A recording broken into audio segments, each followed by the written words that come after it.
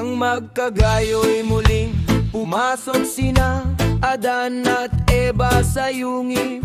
Nang sila'y dumating sa daan, sa pagitan ng apoy hinipan ni Satanas ang apoy na parang buhawi, at gumawa ng nag-aapoy na baga ng apoy.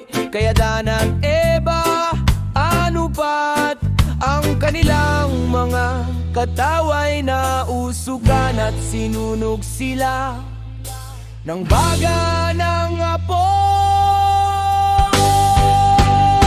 At dahil sa pagkasunog ng apoy, sumigaw ng malakas sina Adan at Eva, at nagsabi, "O alahaya, abaya, awa, iligtas mo kami. Huwag mo kaming pabayaan na malipol at pagdusahin ng nag-aapoy. Aapoy na ito, huwag mo rin kaming parusahan dahil sa aming pagsuway sa iyong utos."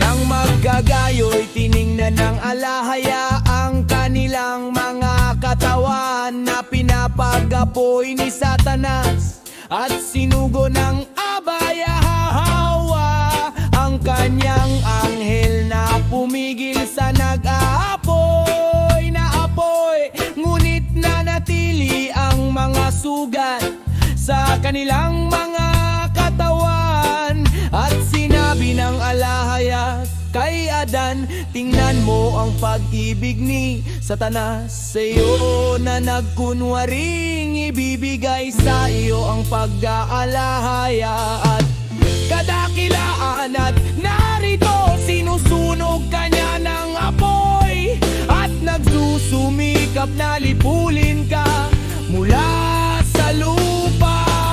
Pagmasdan mo ako, Adan, ako ang lumalang sa iyo, at ilang beses na bang kita iniligtas mula sa kanyang kamay? Kung hindi ba sana inilipol ka na niya?" Muling sinabi ng alahaya kay Eva, "Ano ang ipinangako niya sa iyo sa hardin, na nagsasabi sa oras na kayo'y kakain sa punong iyon, magbubukas ang inyong mga mata, at kayo'y magiging tulad ng mga Diyos, nakakaalam ng mabuti at masama." Ngunit narito, sinusunog niya ang inyong mga katawan ng apoy, at pinatikim sa inyo ang lasa ng apoy, kapalit ng lasa ng hardin, at pinakita sa inyo ang pag-aapoy ng apoy, at ang kasamang dulot nito, at ang kapangyarihang taglay nito sa inyo.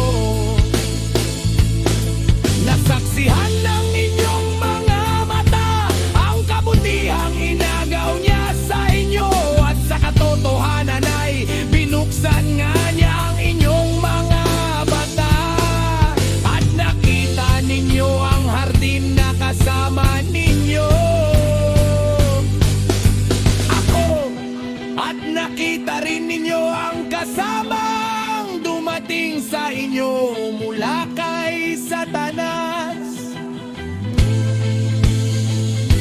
Ngunit tungkol sa pagkaalahaya, hindi niya ito maibibigay sa inyo, ni matutupad ang kanyang pangako sa inyo.